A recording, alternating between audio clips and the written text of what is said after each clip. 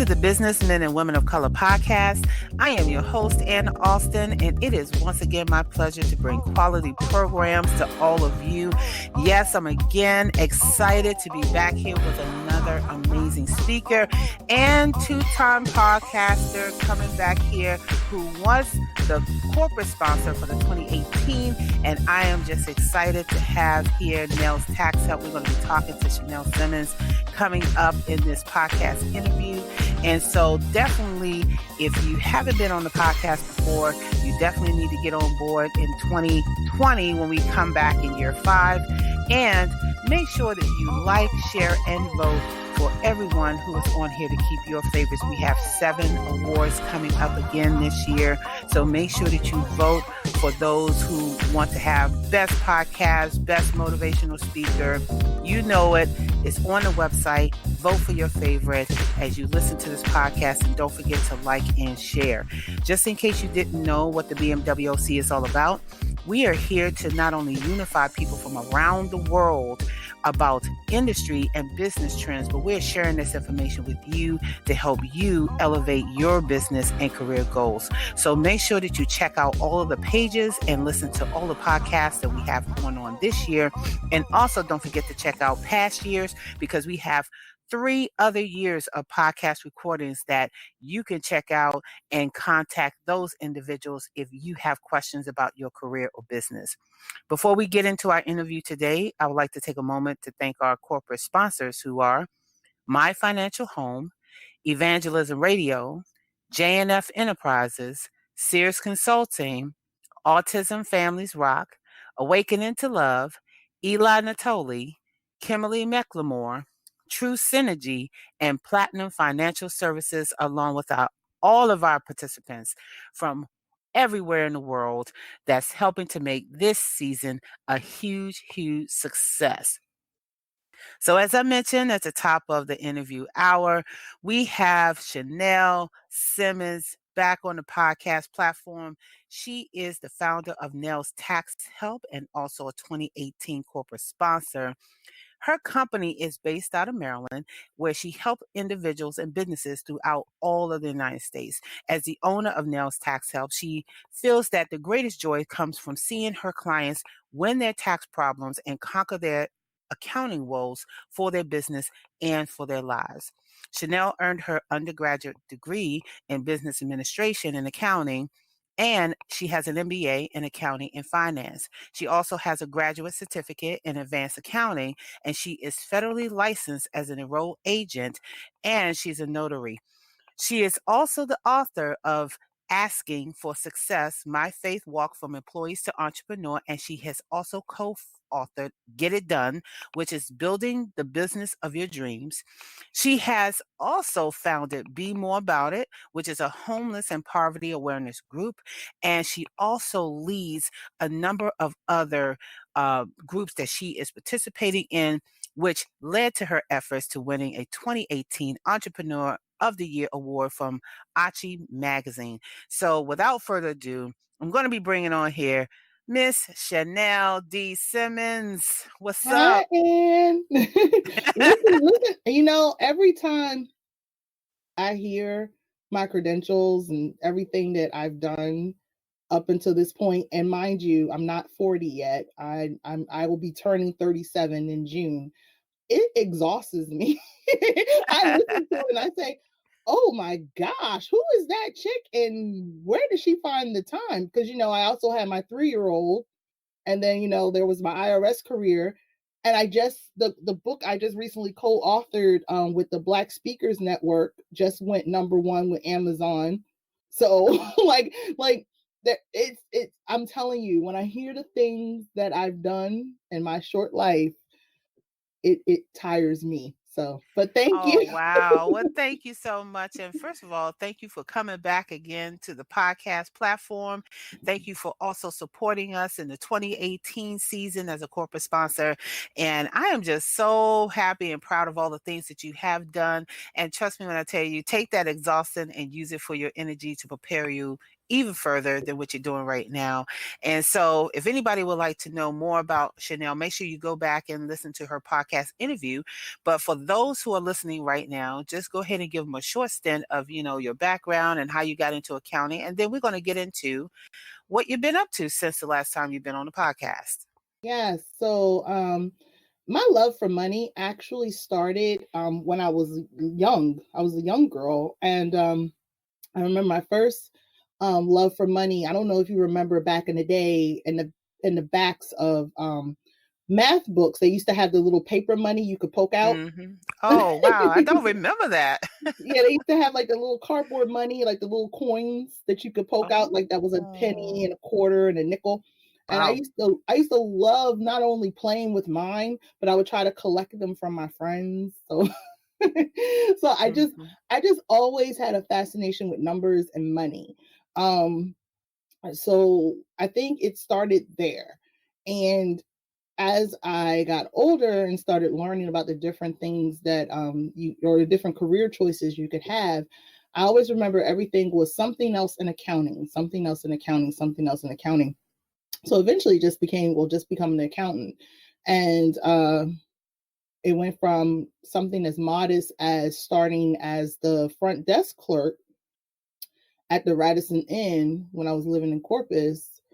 And 3 weeks of that, I was doing so well, they went ahead and decided to promote me to the night audit manager, and I revitalized their entire audit process in a matter of like a month or two of being there. So it started there, and then it went all the way to eventually working for the Internal Revenue Service within the DC metro area, dealing with companies and individuals who sometimes had assets up to $10 million in international transactions, fraud, all those fun, sexy items that you hear about on TV. So, and then, Mhm. and then I left that to now do it on my own and be on the other side of the table. So, versus doing it in an enforcement role with the Internal Revenue Service, I'm now able to help people and hopefully, keep them from being in those situations where the IRS would be at their door. And if the IRS did show up, there should either be nothing that's going to change, or it should be a far less loss to them, like a less significant blow to them than had I not been involved. So it's a good thought. Wow. Wow, it's amazing just Yeah. hearing all this stuff because and one of the things that I do want to touch on early in this interview, just for folks that are listening, because I know they can go back to your other interview, but just talking about the experience of working for the IRS and some of the misconceptions when it comes to small business and things Mm-hmm. of that nature. Can you share like maybe three misconceptions about the IRS and Mm-hmm. maybe three reasons why someone would want to work for the IRS? Sure. So one misconception about the IRS that everyone has is that the IRS um, is always coming for the little guy. And that's honestly not true. The IRS, honestly, a lot of times is more focused on companies, big companies. A lot of people say, why don't the big companies go down? Actually, there's larger corporations, and I'm sure some of the bigger, Fortune 500s can attest to this. They literally have office spaces set up in their buildings where the IRS agents work out of because the IRS is constantly auditing them. So, people don't know that because of course no major successful person wants it put out there that the IRS is always hounding me. But the IRS do go after the big fish all the time. Um it's just usually handled behind closed doors. Checks are paid, the tax are collected, and a lot of times it's just not put in the news. Um, the reason why, I guess, for the smaller person, it just seems like they're constantly being attacked is because, especially now with social media, people are just the everyday person is more willing to share their personal business. So, Hmm. you know, That's a good point. right. That So yeah. so so therefore, if I, like let's say, like I or you or whoever whomever got audited, you're real quick to say, oh my God, I got audited or my sister got audited, you know, like on a regular everyday working class person, they're real quick to share that information, where people who typically are making higher dollars or have more assets or have more to lose, they're more prone to be silent and keep it quiet. But don't feel for a second that the IRS is not going after big fish, because they are. So that's first and foremost. The next misconception everyone has is that the IRS is trying to put everyone in jail.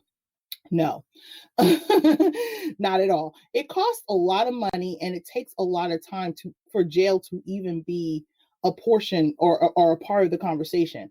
You will never even be sentenced to jail or have to go to jail for merely owing taxes. They have other means to try to get their money than to send you to jail. The people who are sent to jail is because they try to defraud the government. They purposely try to do things to blatantly lie about the money or lie about deductions or credits that they claimed um, to try to benefit for their taxes. So it's a true, like, you know, perjury and fraud that's involved. It's a real crime that happened for the person who goes to jail. The person who just owes a lot of money, you're going to get sued, you're going to get levied, you're going to get, you know, your assets frozen, things like that. But your jail is not going to be an issue. It's just not, because you owe money. They have other ways to try to get their money. They're not going to send you to jail. But if you owe them, and the way you're doing it is in a fraudulent way, then yes, jail could very much so be something that's put on the table. So that's another misconception people have. Mm-hmm. And then I guess the very last one, I'm trying to think, the very last misconception would be of the IRS is the IRS is out to make your life difficult. No. Congress and lobbyists are out to make your life difficult. Congress comes up with the actual tax laws. Mm-hmm. So a lot of people forget that, or they just don't know that. Congress comes up with the tax laws.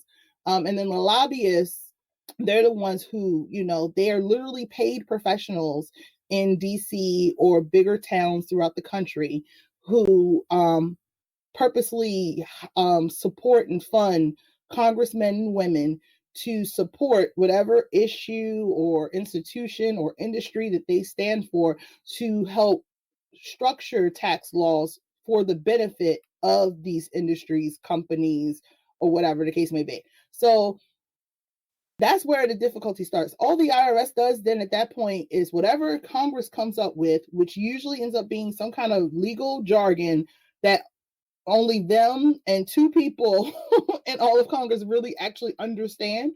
They didn't have to go and try to make procedures out of that and try to enforce it. So sometimes the procedures are a little cumbersome, because the IRS is trying to make sure everyone that is involved has all the information that they need to uphold the law that Congress came up with. But the IRS, in no way, shape, or form, a lot of times is coming up with this stuff. This is Congress that's coming up with it. So those are the misconceptions. Okay. Very good points. Very good points. And then you said you wanted to talk about why someone would want to work for them. So why would somebody want to work for the IRS? You know, it's not Yeah, like, you know, we come out of school and say, hey, you can go work for the IRS doing yeah, what, you know, and even if you're in accounting, I yeah. don't think it's one of those things that people bring up all the time. Mhm. And knowing what people know right now, what you just said, you know, now it's like, okay, so IRS, they're the good guys now. I should work for them because, and you would say what? Okay, so it's funny. It's funny that you say that, because when I realized I had wanted to do tax, like when I realized I wanted my accounting career to go to the tax world, my focus was to become an IRS employee. So so I actually chose them. I didn't happenstance upon me. I was focused to get there, and I got there. Well, first off, it just like any other governmental job, there's benefits, there's technical job security, and I say that because as I think in more recent history, people are starting to see that you can't deny the political element of a government job. So regardless of what's going on in management, regardless of what's going on with how great your job, your actual workspace may be, if the political climate is toxic or they're having issues on Capitol Hill, it can and will affect your employment, especially if there is a quote unquote a shutdown or a furlough. So, and Right. it doesn't mean that your job's not secure. You have a job still, you just may not get paid for however long. Exactly. So the job security is still there. So I want people to kind of understand that difference, because some people say, oh, well, there's no real job security anymore. No. Do understand, everyone who was a part of the shutdown, because I was a part of the shutdown in 2013. I wasn't a part of this past shutdown, but I was a part of that first one. You have a job. You're not unemployed. It's just that you are literally laid off indefinitely until whenever, Congress decides they're going to reopen everything. And hopefully they decide to back pay you, because that's the other side of it. They typically do, but it is at their discretion. They do have the choice to say that they're not going to. But job security is still there. You still have a job, and it's very hard. I've heard, it's true. It's very hard to be fired from a government job. Doesn't mean to go in there and act the fool, but but um they usually work with you in a multitude of ways to make sure that if there's an area of improvement that needs to happen, they are going to work with you to try to keep you in that position, because it's very hard for them to try to replace you. Right. So Because I think you touched on that, because it's hard to replace, because with the IRS they have so many different specialized areas, and absolutely, and then you're thinking about the knowledge that you have to even function in that specialized area. So you can't absolutely, just go around and just lay people off, absolutely. and So think you could just get someone out the street and say, "Hey, right, you're good at this." right. No, and that was going to be my next reason why you want to get with Mhm. them. You go through 3 years of training. So I was with them for 7 years. My first 3 years was, or really two and a half, was training. Like, I was in training status, and I'm learning about not only 1040s, but corporate returns, partnership returns, LLCs, employment tax. Like, that's what I was doing as a revenue agent. Um, you know, most positions that's in the Internal Revenue Service, when you're coming in new and fresh, they truly invest in the training period. Now, the quality of training, because of budgetary reasons, may have gone down a bit, because they're trying to um, use what resources they have available to them. So a lot of times now it's online, whereas I was fortunate enough, I was one of the last classes that had more of the face-to-face instructor interaction. But even with the online virtual training, it's still a lot of information that's being poured into you as a part of your employment. So there's that. And then just the simple fact that you can say that you worked for the very people that every accounting agency and financial institution is trying to make happy. Like, everyone, whether you're in accounting or not, whether you're just a W-2 person or you have some huge company that's a part of the stock market, everyone is trying to appease the IRS, and you used to work there. Like, it puts a whole nother commodity to you.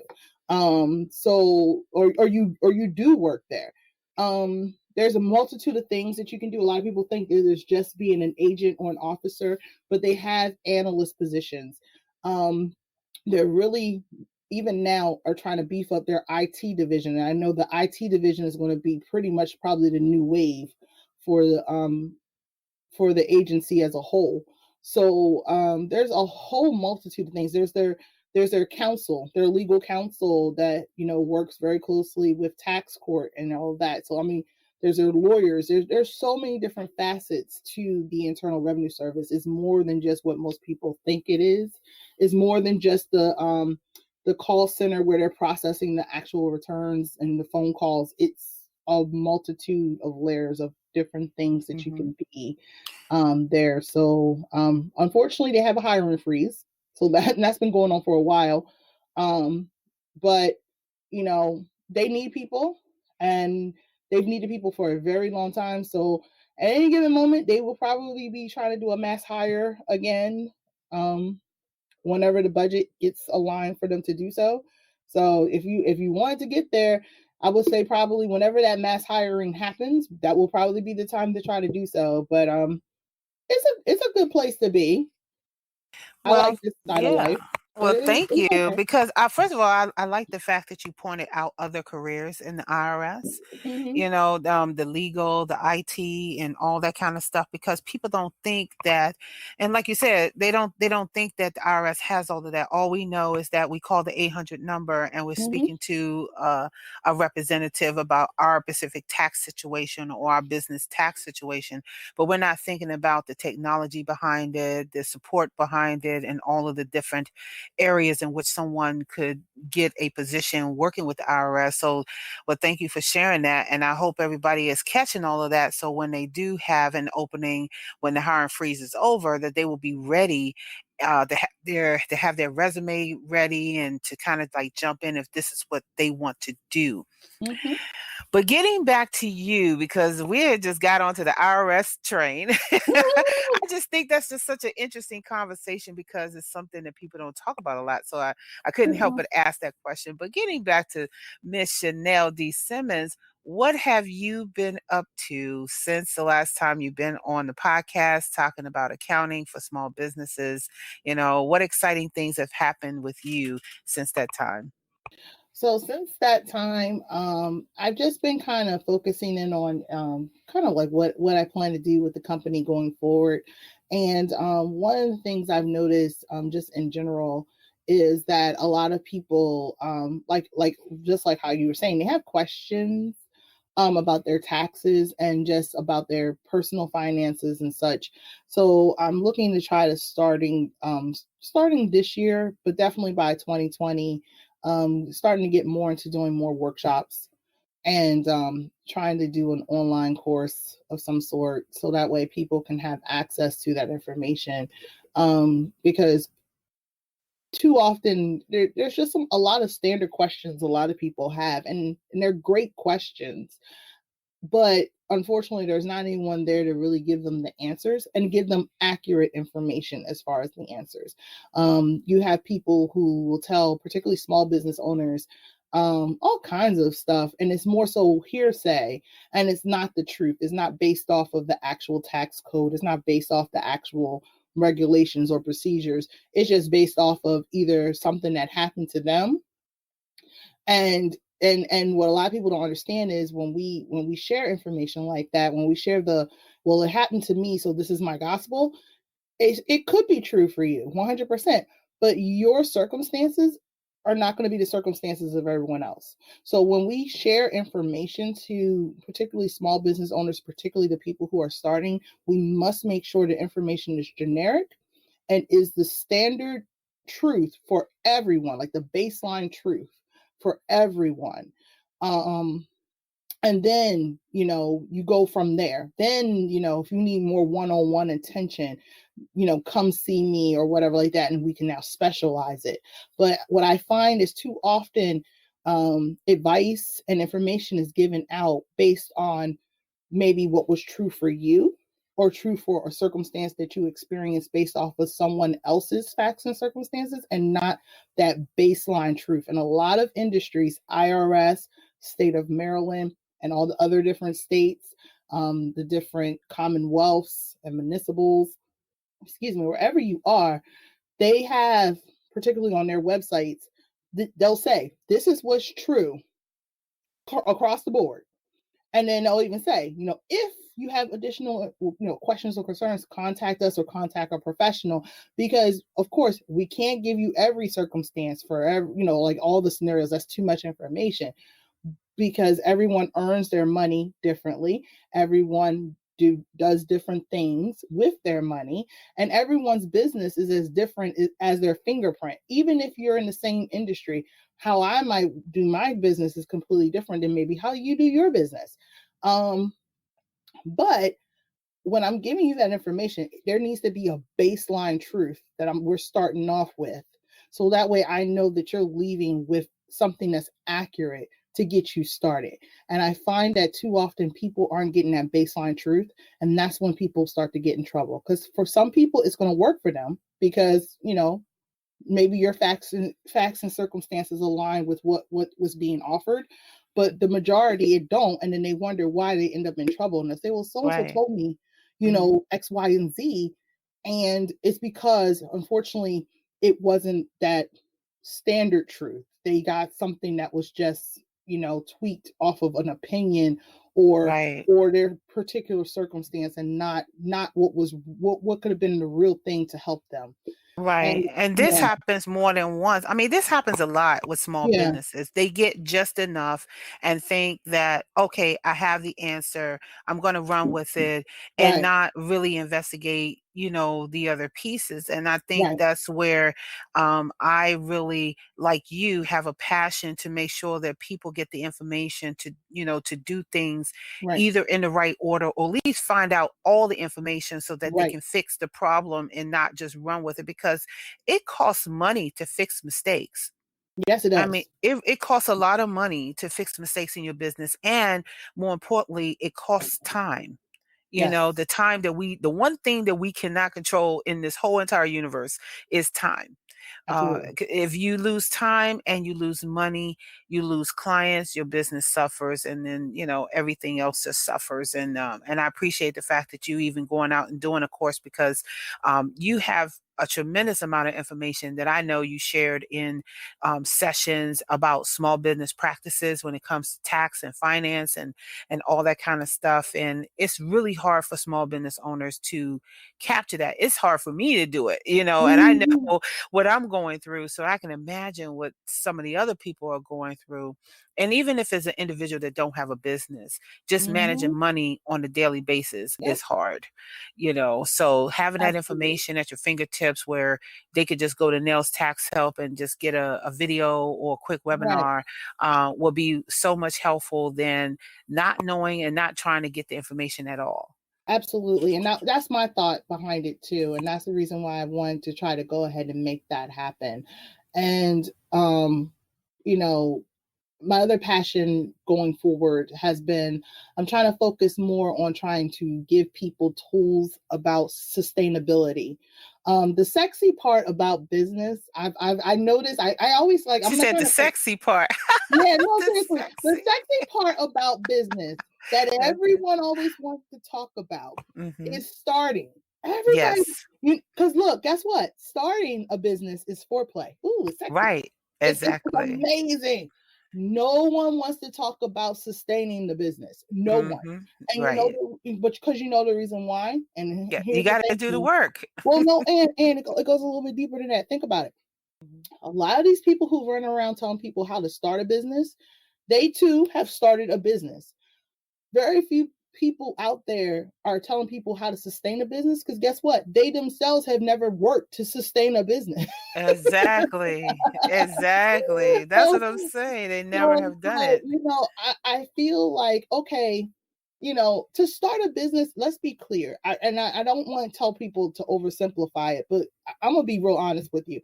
At the bare basic minimum to start a business, you get an EIN on the website IRS. That's free. You go to Maryland. I'm gonna just use Maryland as an example. Go to Maryland. You pick out a name. You just do the quick search on the Maryland website. Make sure the name's not taken. It's not taken. It's available. Okay, good. You pay Maryland their little fee. They go ahead and get you set up. You take that name. You take the EIN. You go ahead. Go to the bank. As long as the bank might ask for an operating agreement. That's something that you can also get online real quick. And mind you, our attorneys, don't y'all kill me on this because I feel you on what I'm about to say because really you need to have an attorney. You need to have an attorney look it over to make sure Yeah. that it's something that's legally sound. But if Hmm. you really wanted to just hurry up and do it, you can just literally print up something that's real standard, get it Hmm. together, go to the bank. Banks usually ask for like all of 5, 10, $20 to open up an account, open up you an account, put your sign out there, blast on Facebook, I'm open for business, and you have started your business. I kid you not. That is all you really need. That's right. That is all technically you That really is need to, all you and you really know need. that's exactly, you're exactly right. And you know what? It is as easy as that. But at the same time, it's just as difficult too, because the knowledge behind what's going to come with all that is what people don't often know. Exactly. And see, and the reason why I wanted to break it down to that basic simpleness, I wanted to tell people, because like it sounds like it's super duper easy to do. But even in that process, even in just those like 5 or 6 steps that I just shared, along that way, you should have been talking to at least 3 or 4 different professionals, seriously, to help you make a choice to help sustain you.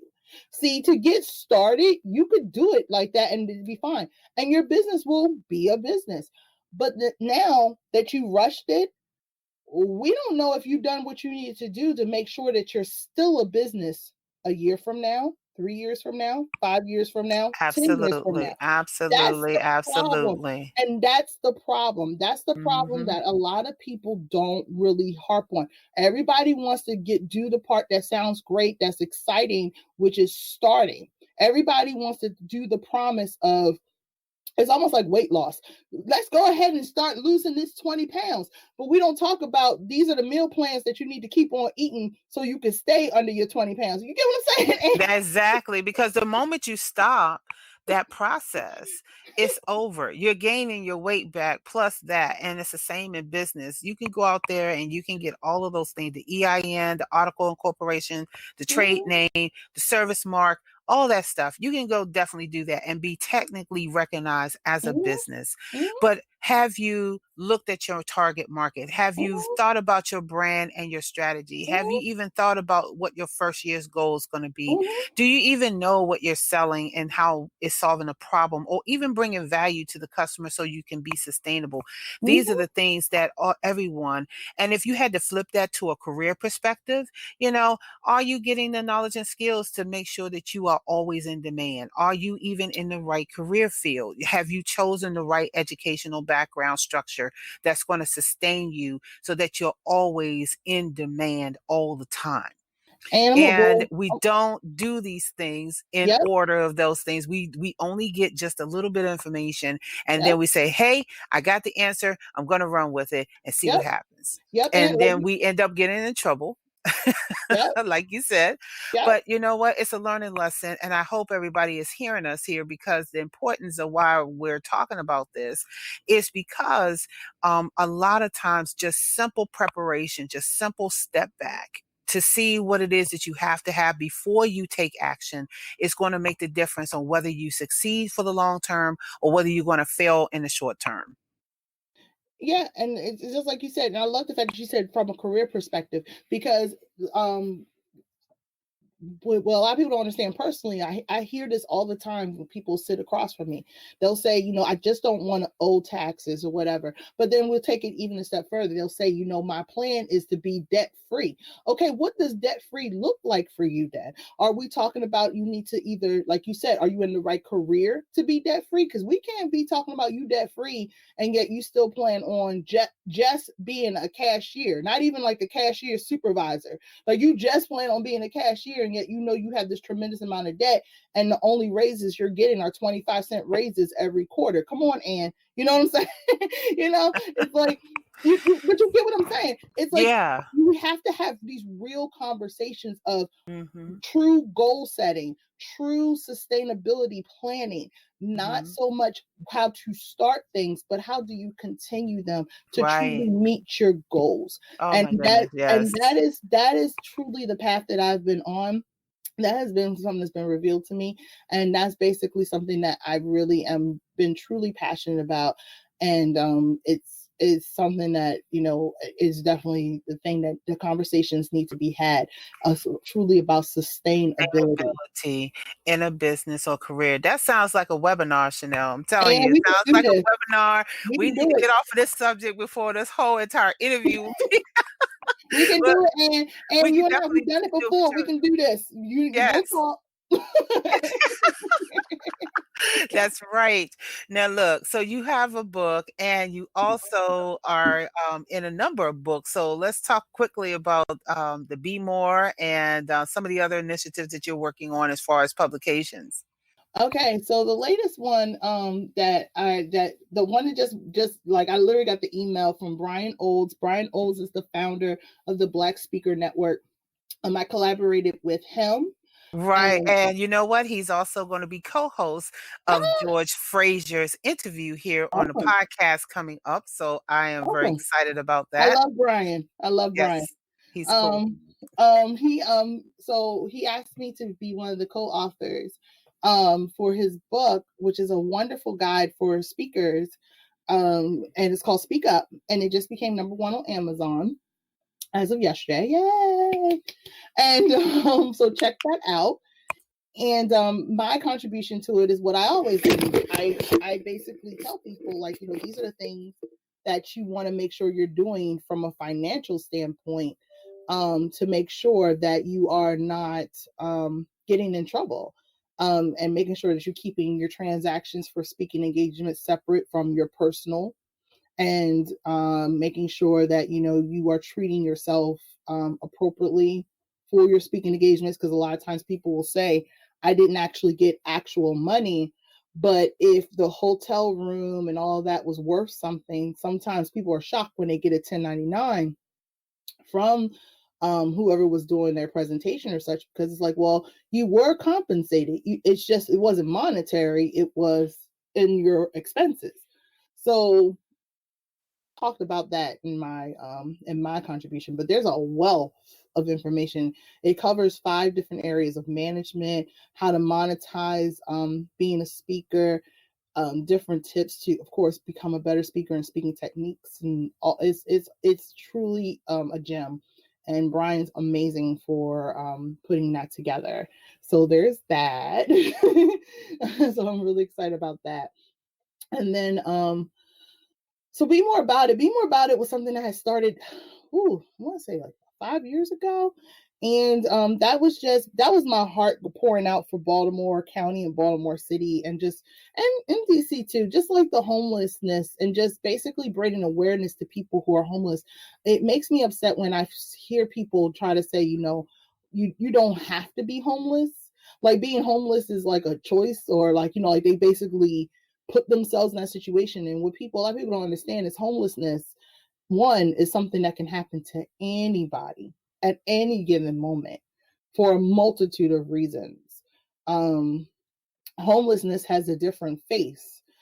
All because someone might not be out on the street corner with their hands out with a can or whatever and dirty.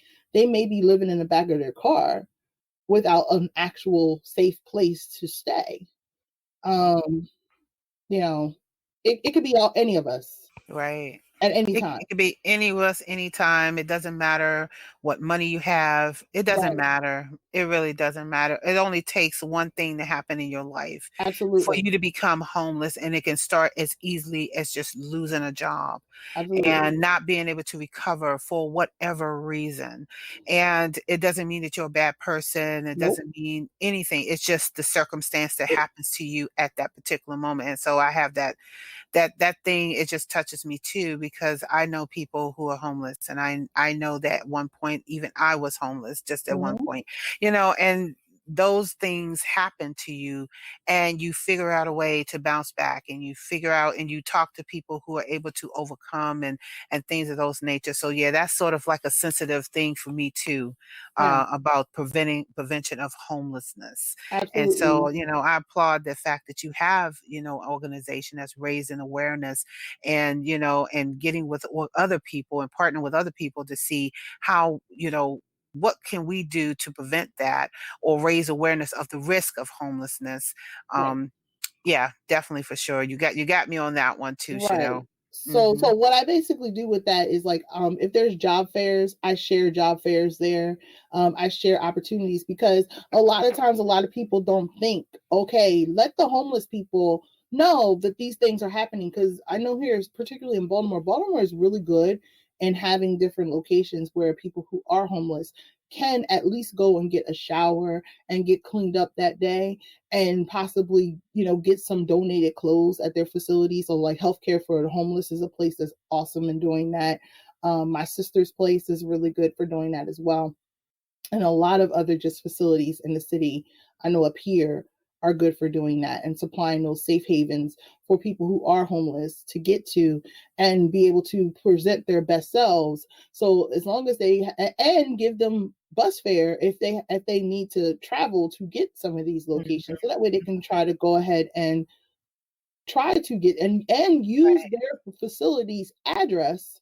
So when they're applying for the job, they Right. can have somewhere to at least put down as an address to get them started. So that's why my whole thing is that have a heart for those who are out there struggling at the lowest low. I remember on the coldest day of the year, my cousin, she inboxed me. She was just like, "Girl, it's freezing cold out here. We going to hand out pizzas today." And we did. And we just literally went to the 7-Elevens and we got a whole bunch of pizzas. She made some cocoa and we just ran around Baltimore City handing out pizza and cocoa. And I'm telling you, that hour Nice. it was amazing. We had a great time. I mean, I tell people all the time, I can't end world hunger by myself. No Right. one can, But what I can do is my little part with what I have to bring just a little bit of heaven in my little piece of the world. So Well, I applaud you for that. I pretty much did the same thing too. There was a woman lived under the bridge, and I actually brought her water and food and things of that nature when I was working on that side of town. And I think of her often because I'm not working over there in that side of town anymore, and pray that that she is out of her situation. But we are getting down to the very end of your interview here, Chanel. I'm telling you, this is an awesome interview going on right now.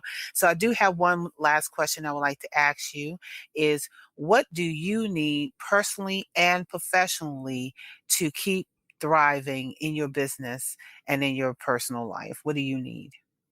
oh, first of all, thank you. That's like so sweet. Like, like that's like the sweetest question. It's like, oh, it's like I'm just like, what do I need? Oh, Yeah, what do you need? We all need something. okay. So, Mhm. what I need, so what I personally need, I know, I guess it's a twofold thing. The biggest thing I personally need and want, and it sounds crazy, and it's the reason. This is the only reason why I haven't done it yet. The only reason I haven't bothered to lease a space is because I want to own my space, and I know that sounds crazy, but I do. Not at all. I Keep want to. going. I It's want not to. crazy. I want to own my space. And I mean, and Yes. that's on a personal level and professionally. Mhm. Because what I have in my mind is the other day I read an article, I forget who it was. It was one of the big juggernauts. So it was either like CNN or Huffington Post. It was one of them. So forgive me anybody who might have seen the same article and you're like, it's not it, but it was one of those major um news media, print media spaces, and they basically said how, in addition to STEM finance, there aren't a lot of Black faces. So one of my passions have always been, I've always wanted to get a space where it's my building, but I am leasing to other, particularly Black females who Nice. are either in business Mhm. or in finance. And it's Nice. literally a complex to come to for business and finance. Of course, I'm gonna be taxed, but I am more than willing to share the space with another accountant, like someone who's solely accounting and CPA number, a true number cruncher. She could have another suite of her own. Someone like you could be there for business coaching or whatever like that.